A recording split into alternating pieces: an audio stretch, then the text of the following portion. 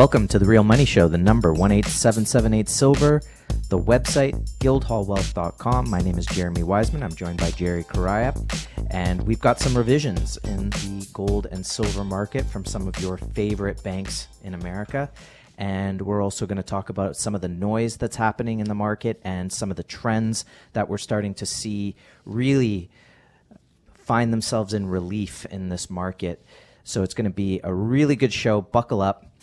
Let's start with JP Morgan. They came out this past week, Jerry, saying that in their latest note, this was from Reuters, in their latest note, said it remains structurally bullish, that they remain structurally bullish on gold and silver and perceives the recent consolidation as a buying opportunity with a target of, drumroll please, $2,600 for gold and $34 for silver, respectively, in 2025.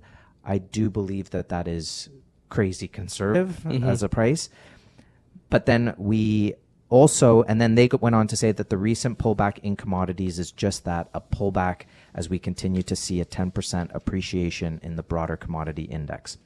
Okay. Bank of America also came out this week, and their analysts predict a potential surge in gold prices, with estimates reaching $3,000 per ounce within the next 12 to 18 months. However, they acknowledge current market flows don't necessarily support this price point. B of A explains that reaching 3,000 hinges on increased non-commercial demand. They believe Federal Reserve rate cuts could trigger this, leading to inflows into physically backed gold ETFs and higher trading volumes. And then they go on to say that central bank purchases are another key factor. Quote, ongoing central bank purchases are also important. A push to reduce the share of USD in foreign exchange portfolios will likely prompt more central bank gold buying, Bank of America says. This shift is driven by gold's status as a long-term value store, hedge against inflation, and effective portfolio diversifier. So, Jerry, there you have it. Banks reissuing where they see the price going. They're revaluing gold. They're saying, look, gold could go up to between $26,000 and $3,000 an ounce by next year, and silver at $34. If they're thinking gold could go to $3,000, that puts silver easily into the $40 range. Now, I've got some stuff from gold from the World Gold Council to answer Bank of America's concerns. But before we do, I want to get your initial thoughts on those. You know, coming from these major banks, it's very telling. At the same time where we talk about JP Morgan, JP Morgan's just, you know, the constant, they've been in the news cycle for negative headlines. So it's kind of hedging their bets a little bit with some truth here, with conservative truth, albeit, 3,000 gold from Bank of America. And now we have Goldman Sachs also coming out with their report just the other day, this week, which commodities are the best hedge for inflation. Goldman Sachs says gold emerged as the best commodity to serve as potential hedge against inflation and geopolitical risks. Goldman Sachs' research-based case is that gold appreciates to 2,700 troy ounce by year end. So everyone is revising higher for all of the same reasons, very important reasons, specifically participation coming from non-commercials. The everyday folk is getting involved. The Western market is getting involved for the very real reasons. Rate cuts is huge. Everyone wants interest rates to decline, but we also want inflation to be under control.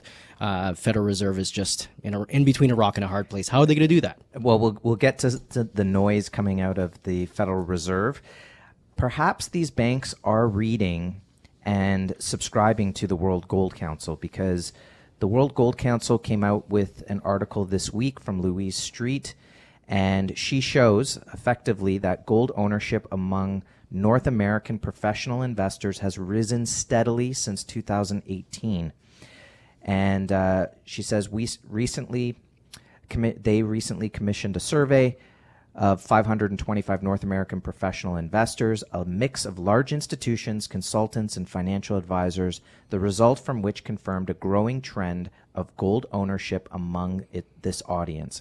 A staggering 85% reported an allocation to some type of gold, and I have to put this in quotes, investment.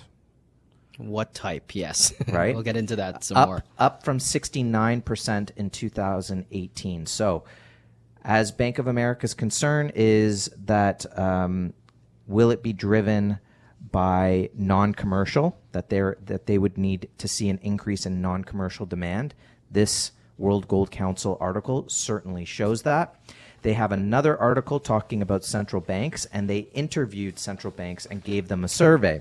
Yeah, this is good. So this is really good because they said what proportion, they showed chart number 1, what proportion of total reserves do you think will be denominated in US dollars 5 years from now?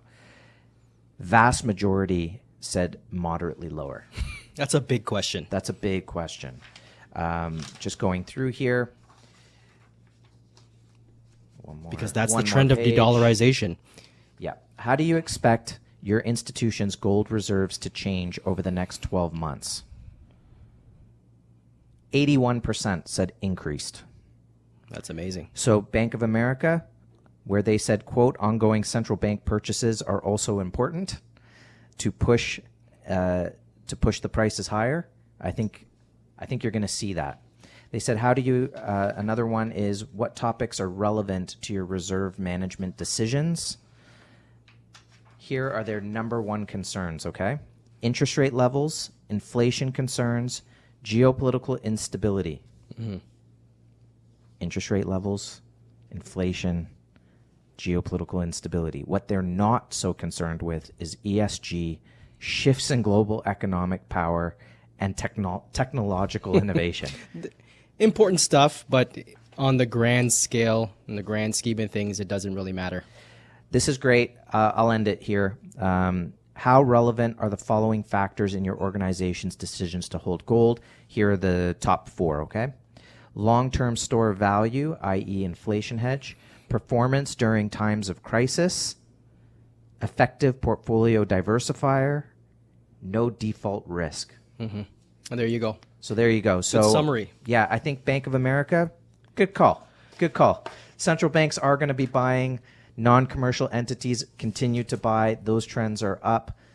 Great time to be revising higher on your gold and silver prices. 100%. And although we cannot give financial advice, what we do is we follow the trends and we pass them on to you. You want to give us a call at 1-8778-SILVER. Give us a call or check out the website before you do, guildhallwealth.com or guildhallpreciousmetals.com, to find out what suits you best and what will suit your portfolio or position best going forward to weather the storm that's coming up. Now, we can't give advice, and as we monitor these revisions, we see job data coming out, constantly being revisions in CPI data going up and going down. We know these markets are controlled. You know, the inflation number, Jeremy, has been revised. The way that they calculate overall CPI numbers have been revised. They took out mortgage payments out of the equation back in 1983. They've revised the basket of goods. So they've constantly been revising and manipulating numbers. But what we can do is provide these trends. And, you know, for those financial consultants who we work with, Guildhall has an affiliate program. If you are a financial advisor or a financial consultant, even an accountant, get in touch with Guildhall, ask about our affiliate program, because we will help you with the tools necessary to help guide your clients. We will be one of your, tools in your toolbox. Why? Because Barron's wrote this week, gold is near record highs. Financial advisors are still recommending it. Many people are scratching their heads. Gold's still at an all-time high. Maybe it's going to come back. Maybe I should not buy. It's all-time high. Why am I going to buy gold here? Well, with no end in sight to several geopolitical conflicts and increasing expectations for a Federal Reserve rate cut this year, financial advisors are continuing to recommend investors add more of the yellow metal to their portfolios. And not just the yellow metal. It is also silver. It does a great job of retaining purchasing power. Since 1964 to 2024 to today, silver is doing its job. It's all about retaining your purchasing power because you put that work in. Maybe not. Maybe it was your family that passed on this wealth to you. You have a duty. You have a duty as a steward to ensure that this wealth is going to be there and you can pass it on to your next generations to come. And I do find it interesting that in the 70s, gold started at $35 an ounce and went to $850 an ounce. Just think for a moment how crazy that must have seemed to people in the 70s to be able to look back and say, man, I wish I would have got gold when it was $100 before it got to $850. Well, today we have another asset that's also a precious metal that happens to be close to $35 an ounce, and that's silver. So in bull markets, anything can happen, and they will surprise you. So it would not surprise me, and we'll show you how it can get there, for silver to go well into triple digits, which means you are now looking at a generational opportunity for a wealth transfer, and to be able to, there's only so many times that you're going to get a chance in life to let your ship come in, right? And it's going to happen in silver. We're going to continue to present some information here to show you the fundamentals, to show you the things that are happening that are going to drive this market way, way higher. The number 18778 silver, the website guildhallwealth.com. Consider ownership, not investment. Ownership in physical gold and silver. You can buy it from Guildhall, take it home. You can put it into a storage facility. We utilize Brinks, fully allocated, fully segregated. Go visit your product, take it out anytime, no obligation, full reporting, insurance on the product, ease of liquidity. Take that platform and put it into your registered account. Now you've got physical gold and silver, your own physical product held in a vault facility outside the banking industry, and you now own, hold in your hand, physical gold and silver in your RSP, TFSA, Lira, LIF, RIF. You guys know the drill. The number 18778 silver, the website guildhallwealth.com. More to come on The Real Money Show on 640 Toronto. Welcome back to The Real Money Show, the number 18778 silver and the website guildhallwealth.com. If you've been following the price of gold and silver over the last couple weeks, you've seen that we have been consolidating, that we did get a bit of a pullback last week. I loved, Jerry, listening to Vince Lancy last week. He was showing that consolidation is now a good thing. We used to, believe me, in this business, if the market went sideways for just a little too long, you kind of got a feeling like it was bad news. That a little too sideways action, a little too much of that, and you're probably going to be seeing a further pullback. Mm-hmm. And he was showing through different charts over the last couple of years that sideways motion now is truly just consolidation, that it's actually good news. Yeah. And, there's technical reasons behind it, but the fact of the matter is, I don't think anyone is getting the sense anymore of, well, if we go sideways for a couple months, oh man, we might smash down to $23 again. You just don't feel that in this market. There's just too much demand. There's just too much delivery going on. And so I love this idea that sideways is good news now, that it's real consolidation. Yeah. But we're still up against it. We're still up against the noise. We're still up against paper manipulations in the market. But they seem to have less of an impact these days. They certainly do. Talk to us about what was going on at the Fed, what was going on at the COMEX this week, and why it kind of doesn't matter anymore.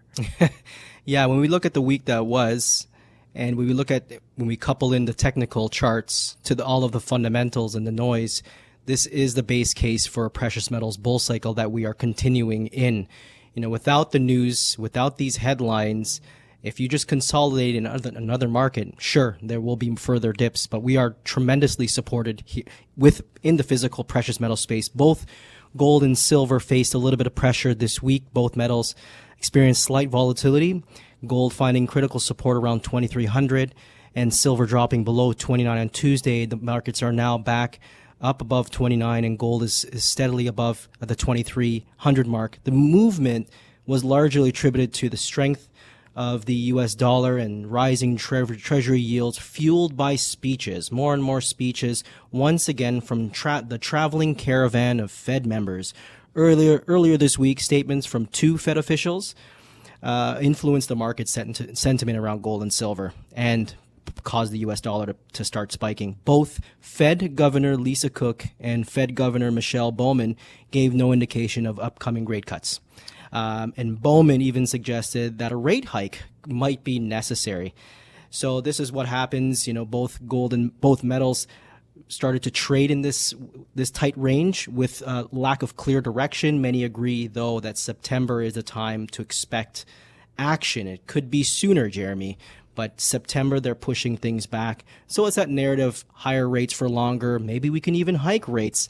It's a complete hogwash, and this is a type of, with the Fed's credibility, which is currently in tatters. It's comments like these that are that are the only things maintaining their appearance of relevance, in my opinion. Otherwise, the Fed is just losing credibility. They've lost their control over interest rates. They've lost their control over the jobs market that continuously needs to be revised over and over again. They're not maintaining the purchasing power of the dollar. What is the point of the Federal Reserve? Just this week, there was news that there was, according to the Lockbit ransomware group, 33 terabytes of confidential information were stolen during a cyber attack on the U.S. Federal Reserve. How are we supposed to trust? How are Americans supposed to trust this private institution with this huge responsibility of maintaining the country's U.S. dollar status? They've lost credibility, and this is what Americans and the world alike have to be ready and hedged for this type of price action. I mean, it could be very frustrating for gold and silver investors, but these are the real world headlines that remind us that this is the stability, and which is the reason why many investors favor gold and silver right now. Well, I mean, let's put it into perspective. Gold was trading at $2,000 an ounce in January. I think gold was trading around $24 an ounce in January. I mean, it's not like we're really floundering here at $23 and $28, $29 an ounce. I know in the markets, we're living through these markets where what have you done for me today is really what it's all about. And no one seems to be recognizing what things are valued at. Value still doesn't seem to matter to many, many people. I mean, it's great to see the increase in gold. That gold is increasing. People are looking at it as a diversifier. That there are calm minds that are being realistic in the world, and they're looking at these overvalued. Maybe there's a lot of people out there who remember the dot-com bubble. I remember the dot-com bubble. I remember when things were overvalued. I remember 2008. But a lot of people in the markets today, they're so enamored with the chasing of the yield that they don't recognize the true value of anything. It's very true. I'm making money right now, so what difference does it make? Mm-hmm. And you'll cut off the opportunity of what gold and silver not only have done, but when you look at the fundamentals, and all you have to do is listen to our show. We'll tell you the fundamentals of how undervalued physical gold and silver are, and you can see that, this becomes a lot less risky than investing in some of these stocks out there that people are throwing their money at. Yes. Because they're just, it's giving me the gains. But what is pushing those gains up? Mm-hmm. Is it the crowd? Is it money printing? What is it? I mean, the Fed can sit there as well, Jerry, and say, listen, like we're controlling interest rates, but if the government is printing is deficit spending like crazy, our hands are tied, and we only have one tool. I mean, we've got other basically interest rates. They do other things. They've got other quiet things, but you get the gist. We do. This is what I'm focused on. Many people are too concerned about the quick flip mentality and consider gold and silver to just get rich. I mean, we do want to grow the money that we have in the bank, but the majority of people purchase it and hold it for its low volatility and roll as a safe haven. Incorporating gold into a balanced portfolio not only allows for more risk taking, but it provides a cushion when other investments underperform. Risk taking. I mean, we have to do that. We have to take chances to grow business, start a business. Why not? Start a family. Why not? I'm a kid from the 80s, and they used to say that Frosted Flakes was part of a balanced breakfast, and they put the picture of a strawberry on there.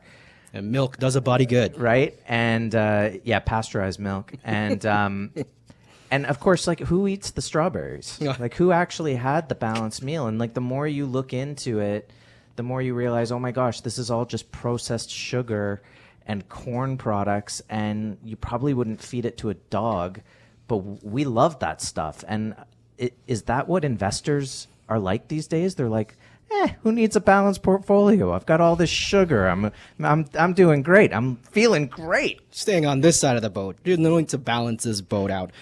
You know, with gold and silver, once you have a diversified portfolio, you have that peace of mind. We're out here, sitting here at Guildhall on the dock. It's long weekend. We can be actually relaxed as we enjoy this long weekend, this Canada Day long weekend, knowing that, you know, these realities are going to be around come Tuesday after long weekend, these negative realities with the banks. Okay, it's Canada Day long weekend. Isn't it a patriotic duty to own physical gold and physical silver? Yes, absolutely. How? Well, have you seen the Canadian maple? It's the Canadian pride of the Royal Canadian Mint. Yeah, I love that TD puts a gold coin on their credit cards. Exactly. Okay. There's nothing more patriotic than that. What, we subconsciously, collectively subconsciously understand that gold is real. Yes. And it is the Canadian Currency Act, by the way. I talked a little bit about it last week. Okay. It is in the Canadian Currency Act. And not only that, Canada as a whole. You know, we have exported many of our industries around the world, but we maintain that we are top 5 in gold mining globally. It is a huge industry and a backbone to the Canadian government, to Canadian economy. If we put some money and put some energies towards the gold mining industry, silver mining industry, nothing more patriotic than getting into the gold market. So if Chrystia Freeland came out and said, we are investing in gold mining, you'd say, oh, wow, that's pretty good. Yeah, well, I'll accept that. I'll eat those words. Yeah, I'll eat those. Somehow I don't think that news conference is coming. Yeah, that's not going to happen. May not be her, but you know, credibility is being shot around the world. You know, we talked a little bit about last week the major banks last week, the Federal Reserve and the FDIC. They woke up suddenly to the threat of derivatives, flunking the 4 largest derivatives banks on their wind downs: Goldman Sachs, JP Morgan, Citibank, Bank of America. Over the course of the last few weeks, we talked a lot about regional banks going under, being underwater with unrealized losses. Okay, those are regional, smaller banks. But what about the big banks, Jerry? Well, here it is. The 4 large banks are showing massive losses. And these are derivatives, quadrillions on the bank's balance sheets that are interconnected. We are so interwoven that when one bank happens to go through a down crisis or a downfall, it will impact the global financial system. Not only that, so further on the back of that news, JP Morgan says that it's this stress test loss that they reported should actually be higher than what the Federal Reserve disclosed last week. This is what they did. The bank took the unusual step of issuing a press release minutes before midnight, Jeremy, to disclose its response to the Federal Reserve findings. Now, this is coming from CNBC. JP Morgan Chase says its stress test losses should be higher than what the Fed is noting. So the revolution will not be televised, Jeremy. This is the big noise, and the fundamentals that we couple with the technicals, the charts of consolidation, knowing that this is only going to be pointing precious metals much, much higher. Look, the point is that holding physical gold and silver is a hedge against the risk of these financial institutions that have become so over leveraged and so much money being sloshed around, and now rates are rising, and you look at stocks, companies that are going to have to revalue their debts at higher rates, and it means we're not heading into blue skies. We're heading into dark skies. And physical gold and physical silver are hedges because there's no counterparty risk. So by owning the asset, you are taking yourself out of the risk game associated with this. Now, how many people are watching CNBC constantly waiting for the glimmer where they talk about the bad news about how over-leveraged these banks are and what their derivative losses could be and what that could end up meaning for the taxpayer? They're never going to tell you. They're only going to tell you after the once in 300-year thing happens. We never saw this coming. All the quants and the brilliant people on Wall Street never see it coming. They're never going to tell you ahead of time. But man, somehow you are like a private investigator, Jerry, finding this news at midnight and 2 a.m. when they slowly get it out there to say, see, we told you. And this is what's going to happen. You've got to be prepared for this. And not only that, but the opportunity of when gold does go to 3,000 and it's going to go to 5,000 and higher. And when everyone's starting to get into the silver market and it starts to become harder and harder to get and the price is moving higher and higher and higher, and you're starting to think, oh, that guy Jeremy on that radio show was kind of right, that silver's doing what gold did in the 70s. I didn't think gold could go to $850, but look at it go. Exactly. What an opportunity.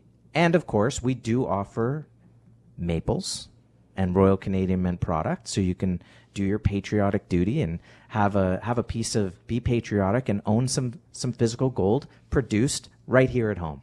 Exactly. You can do that by going to guildhallpreciousmetals.com. You can pick up a tube of silver maples. You can get 10-ounce bars of silver from Royal Canadian Mint, or even 1-ounce bars of gold. Or you can call us. It's the product we almost exclusively put in our registered accounts as well. We're really keen on putting Royal Canadian Mint product in our registered accounts, although we do some Swiss product as well.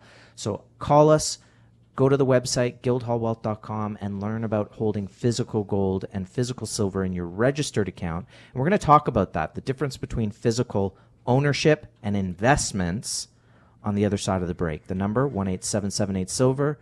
The website, guildhallwealth.com. It's The Real Money Show, 640 Toronto. Welcome back to The Real Money Show. The number, 18778-SILVER.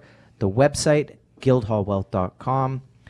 We think you'd agree that if you've been listening to the show for a while, now is really a great time to get in the market. We've seen a decent move up in the market. We are having a pullback. We're seeing some consolidation. This is a great time to get in, calm waters, but you're seeing banks revise it higher, and banks are always typically conservative on these things. We've talked about the World Gold Council and the trends that they're seeing in non-commercial, regular investors, that central banks are going to continue to buy gold, and by proxy, there's going to be more investment in silver as a result.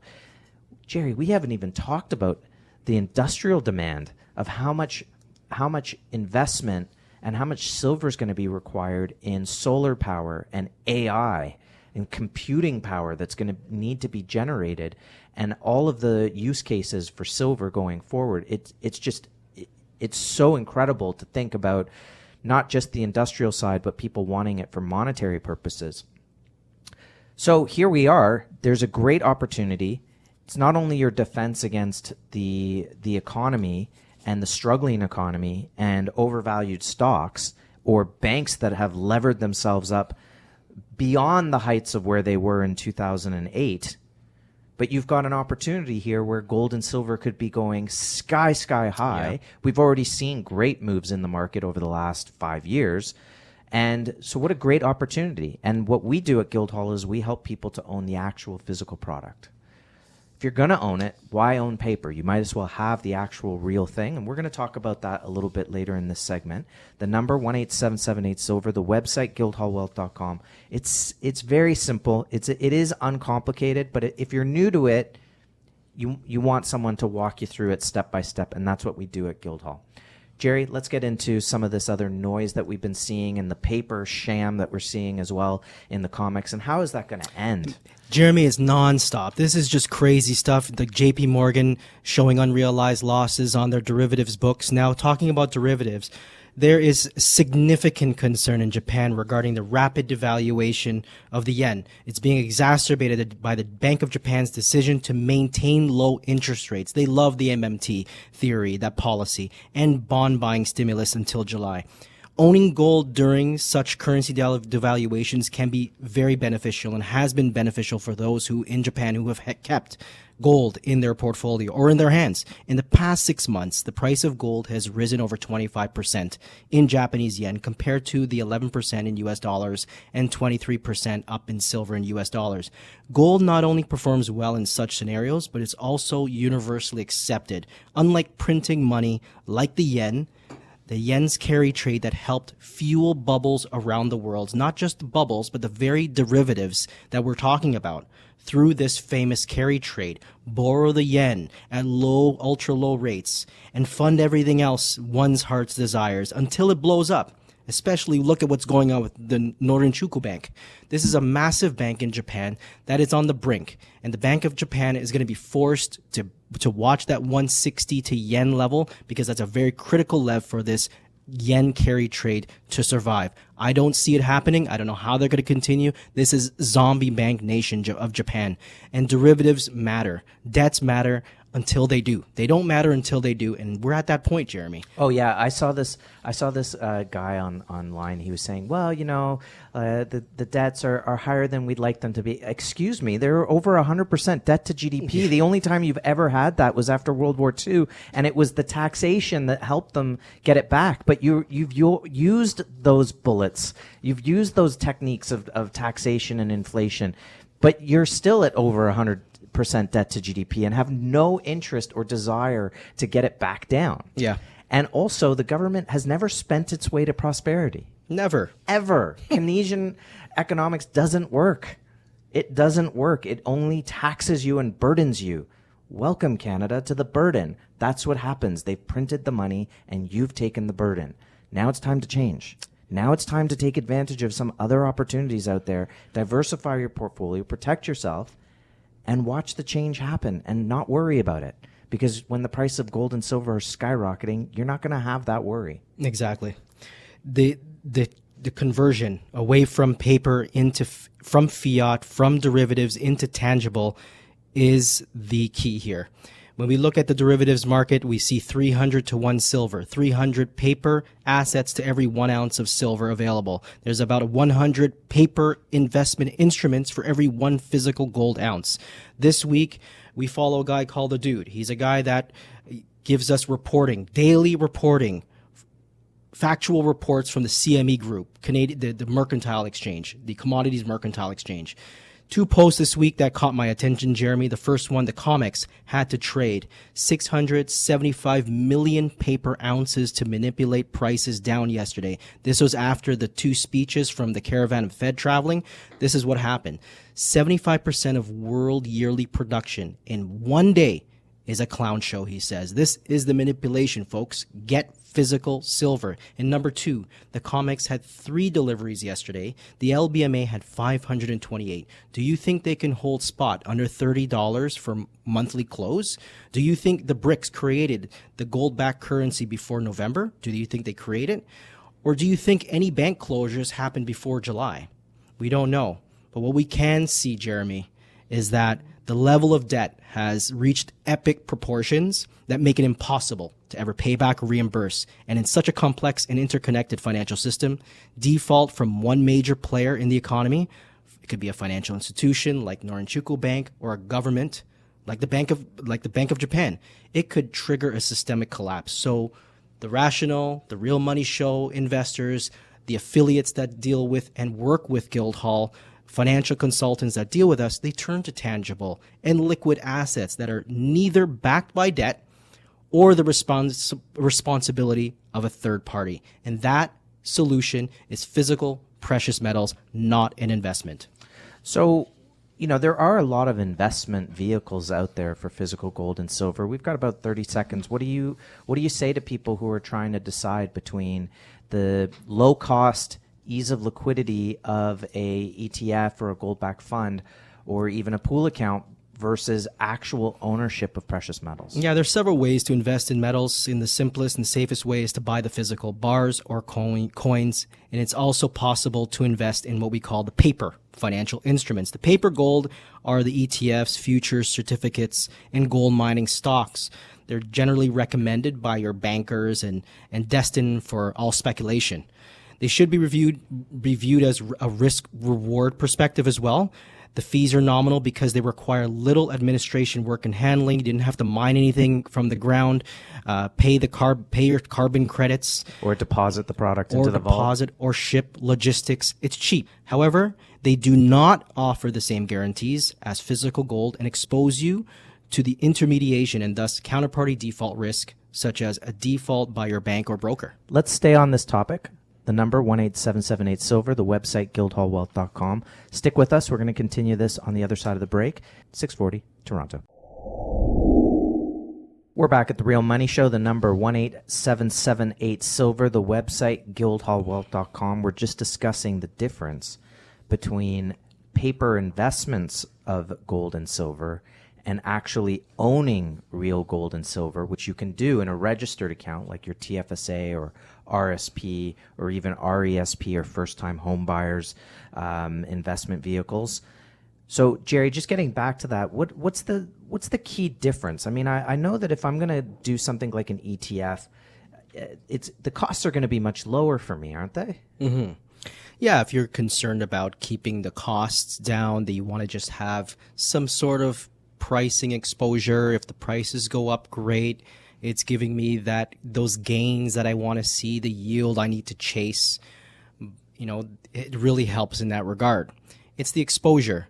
But in times of economic and monetary crises, such as now, what we're seeing, the smarter or savvy investor diversifier holds and protects with physical gold. Physical gold is that special insurance policy for your portfolio because they offer, number one, immediate liquidity when you need it, and number two, you're now separating your wealth from the financial system, from digital assets, from bubble territory.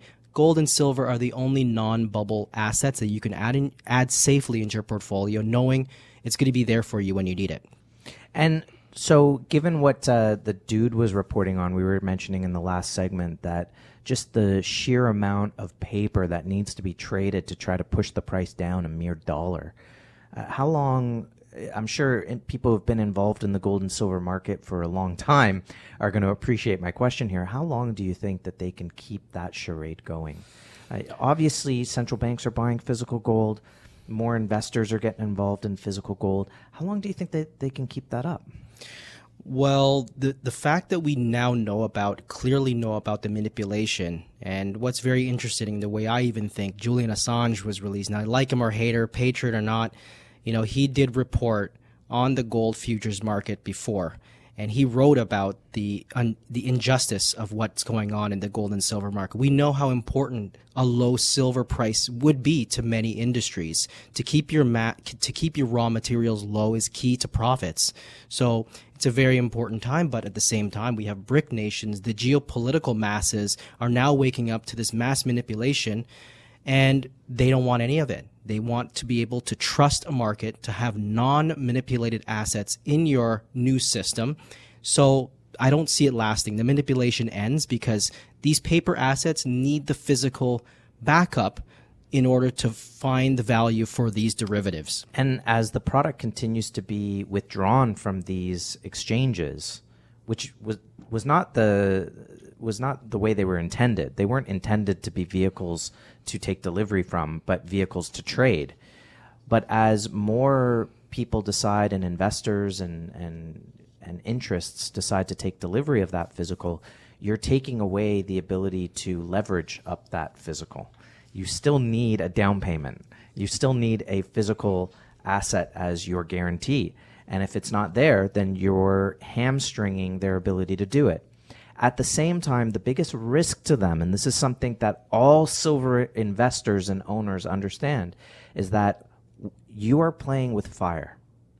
And there is a huge potential for what's called a short squeeze, that these banks get on the wrong side when the market starts moving higher, and they are forced to buy back their own short positions at higher and higher prices, which amplifies the move to the upside where it goes higher and higher as a result of their wrongdoing. Mm-hmm. And this is something that the late Ted Butler, he just passed away, but this was the hill he really supported. He was constantly teaching everybody about that aspect of the market.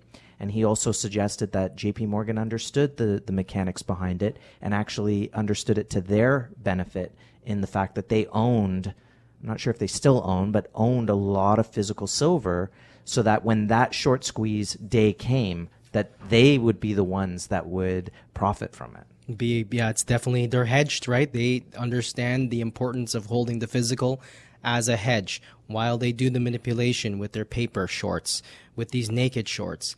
They only will last for so long, especially when the light now is shining on their nefarious schemes. And also, I think the other thing is it shouldn't be something that gives anybody a lack of hope, because you also have to look at the fact that they are constantly retreating.